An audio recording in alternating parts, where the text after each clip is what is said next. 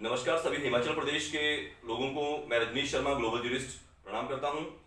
आज आपको बताना चाहता हूं दोस्तों, पिछले 9 महीने से हिमाचल प्रदेश के छोटी काशी मंडी, जो मुख्यमंत्री जयराम ठाकुर जी का गृह जिला है, जयराम ठाकुर जी के द्वारा अपने गृह जिले में वहां के जो विधायक हैं मंडी सदर के, उनके अनुरोध पर स्कूल परिसर को तोड़कर, स्कूल भवन को, जो ऐतिहासिक भवन था, जो वहां के राजा विजय सेन जी द्वारा दान में दिया गया था, उसको तोड़कर बच्चों का जो खेल मैदान है, वहां 5 शिक्षण संस्थान चलते हैं।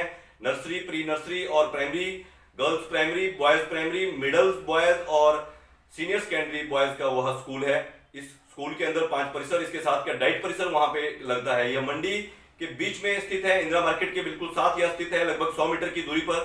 दोस्तों, हिमाचल प्रदेश के मुख्यमंत्री जयराम ठाकुर जी को किस योजनाकार ने यह सलाह दी, किस नीतिकार ने यह बताया कि आप एक बच्चों का जो स्कूल वहां चल रहा था, जिसमें बच्चे खुश थे, जिसमें कन्या विद्यालय के साथ साथ बॉयज जो थे वो वहां पे आपस में खेलते थे, आपस में प्यार में और आपसी प्यार भाव में पिछले कई सालों से, लगभग 1860 में राजा के द्वारा जब जमीन में दान दी गई थी, उसमें बहुत बड़ा एक शिक्षा क्रांति में रिफॉर्म किया गया था और इस स्कूल में महारानी अमृत कौर के द्वारा पहला हिमाचल प्रदेश का बोर्डिंग स्कूल चलाया गया था। इसको तोड़ने का तुगलकी निर्णय जो हिमाचल प्रदेश सरकार ने लिया, जिसमें विपक्ष के नेताओं कौल सिंह जी के द्वारा यह मामला उठाया गया था। यह मामला जो कांग्रेस के पूर्व अध्यक्ष थे कुलदीप राठौर जी, उनके द्वारा यह मामला स्कूल परिसर में आकर, जब स्कूल टूट रहा था, वहां पर आकर यह मामला उठाया गया था और कांग्रेस के ही विधायक विक्रमादित्य सिंह जी द्वारा भी यह मामला उठाया गया था। दोस्तों, बताना चाहता हूं, बाद में पता नहीं इस मामले में क्या हुआ कि इन लोगों ने यह मामला जो है उठाना बंद कर दिया और अपने अपने स्तर पर बच्चों का समर्थन जो है वह थोड़ी देर के लिए समर्थन किया, लेकिन बाद में यह समर्थन नहीं हो पाया। लगभग 9 महीने हो गए, हिमाचल प्रदेश उच्च न्यायालय द्वारा स्वतः संज्ञान लिया गया और जिसमें स्वतः संज्ञान के बाद किसी भी सरकार को जो कानून में भरोसा करती है, उस सरकार को कार्य जो है बंद करना होता है, ताकि मामले, विचाराधीन मामले में क्या आदेश कल को आते हैं, इसमें सरकार का कोई भी पैसा जो है, बजट जो है, वह खर्च ना हो सके, वह बेवजह का खर्च ना हो सके। लेकिन सरकार को वहां खुली रियायतें हिमाचल प्रदेश के मुख्यमंत्री द्वारा दी गई और हिमाचल प्रदेश के उच्च न्यायालय में जब यह मामला लंबित था, इस मामले के दौरान हिमाचल प्रदेश उच्च न्यायालय में लगातार सरकार के सभी जितने सरकारी पैसे, सरकार से, सरकारी खाते से जो अधिवक्ताओं को पैसा दिया जाता है, उन सब लोगों ने बच्चों के खिलाफ काम किया। उन सब विभागों के अधिकारियों ने, मंडी के डिप्टी कमिश्नर ने बच्चों के संविधान की हमारी जो अनुपालना है, उसके प्रस्तावना है, उसके खिलाफ जो है जाकर काम किया और शिक्षा मंदिर को ध्वस्त करने का काम किया। इसमें एक बहुत बड़ा, अभी बहुत से नेक फरिश्तों ने इस विषय को उठाने में अभी तक मदद की है, लेकिन इसी में, अभी इस कड़ी में दिल्ली के जो उप मुख्यमंत्री मनीष सिसोदिया जी हैं, वो कल हिमाचल, उन्होंने एक शिक्षा संवाद किया था, जिसमें हमें भी आमंत्रित किया गया था और उसमें उन्होंने इस विषय को गंभीरता से सुना। उन्होंने भरोसा दिलाया कि वह स्कूल में आएंगे, वह स्कूल में जाकर विजिट करेंगे कि आखिर उस स्कूल में किस प्रकार से 5 स्कूलों में पढ़ने वाले, शिक्षण संस्थानों में पढ़ने वाले लगभग 1000 बच्चे, जो भविष्य में 2000 भी हो सकते हैं, 3000 भी हो सकते हैं, वो किस प्रकार से खेलेंगे। क्या उनके खेलने की व्यवस्था की गई है? क्या ऐसा निर्णय लेने से पहले मुख्यमंत्री ने एक बार भी सोचा कि वो जो गरीबों के बच्चे वहां पे पढ़ते हैं, वो गरीबों के बच्चे क्या कोई खेल नहीं खेल सकते? क्या अंतरराष्ट्रीय स्तर पर? उनको बताना चाहूंगा, 14 साल की उम्र में सचिन तेंदुलकर जी ने जो है वो क्रिकेट खेल में वो आए थे। 14 साल की उम्र में अगर सचिन तेंदुलकर क्रिकेट में आ सकते हैं, तो उन बच्चों को खेलने के लिए क्रिकेट ग्राउंड कहां है? कहां है वो क्रिकेट ग्राउंड जिसमें अंतरराष्ट्रीय स्तर के खिलाड़ी तैयार करने की आपने बात की थी? खेल महाकुंभ आपने आयोजित करवाए थे। और सबसे बड़ी बात, हिमाचल प्रदेश के शिक्षा मंत्री ने आज पलटवार करते हुए, मनीष सिसोदिया जी ने जो कल विषय उठाए, उस पर पलटवार करते हुए बहुत सी जानकारियां उन्होंने कहा, उन्होंने झूठ बोला, लेकिन इस विषय पर उन्होंने बिल्कुल भी नहीं बताया कि मंडी विजय सेन मामले में वह शिक्षा मंत्री अगर थे, तो उन शिक्षा मंत्री ने क्या किया? क्या मुख्यमंत्री जी के गलत आदेश को शिक्षा मंत्री ने रोका? क्या शिक्षा मंत्री ने एक बार भी वहां स्कूल का दौरा किया?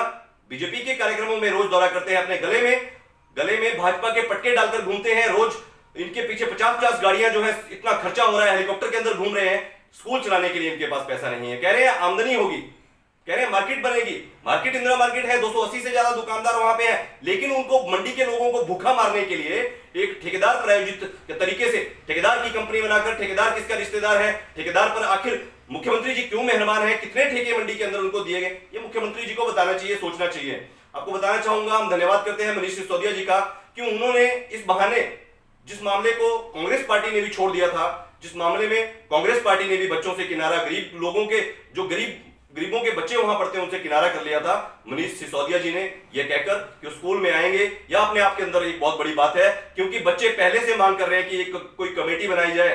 कोई कमेटी बनाई जाती जो जाकर ये देखती कि बच्चे किस प्रकार वहां खेलेंगे। सरकार ने एक प्रपोजल दिया, 5.5 बीघा की जमीन सरकार ने छीन ली है, और 5.5 बीघा की जमीन को छीनने के बाद 3 हिस्सों में, अलग अलग कोनों में जमीन वहां पे हिस्सों में दी जा रही है कि वहां पे खेल परिसर बनाए। उन जगहों में खेल परिसर नहीं बन सकता। खेल परिसर क्रिकेट ग्राउंड, हॉकी ग्राउंड और फुटबॉल ग्राउंड होता है, और किसी भी सीनियर सेकेंडरी स्कूल के अंदर जो स्पोर्ट्स पॉलिसी 2020 है उसके मुताबिक 3 आउटडोर ग्राउंड होने चाहिए। लेकिन एक ग्राउंड जिसमें बच्चे खेल रहे थे, खुश थे, आबाद थे, उन बच्चों का उनको बेघर कर दिया गया, बर्बाद कर दिया गया, उनके भविष्य से खिलवाड़ किया गया। ये सारा का सारा मुख्यमंत्री जयराम ठाकुर जी के इशारे पर, ठेकेदार के इशारे पर, ठेकेदार को फायदा पहुंचाने के लगातार वहां कार्य जारी है, ताकि करोड़ों रुपए का चूना हिमाचल प्रदेश सरकार को लगाया जा सके।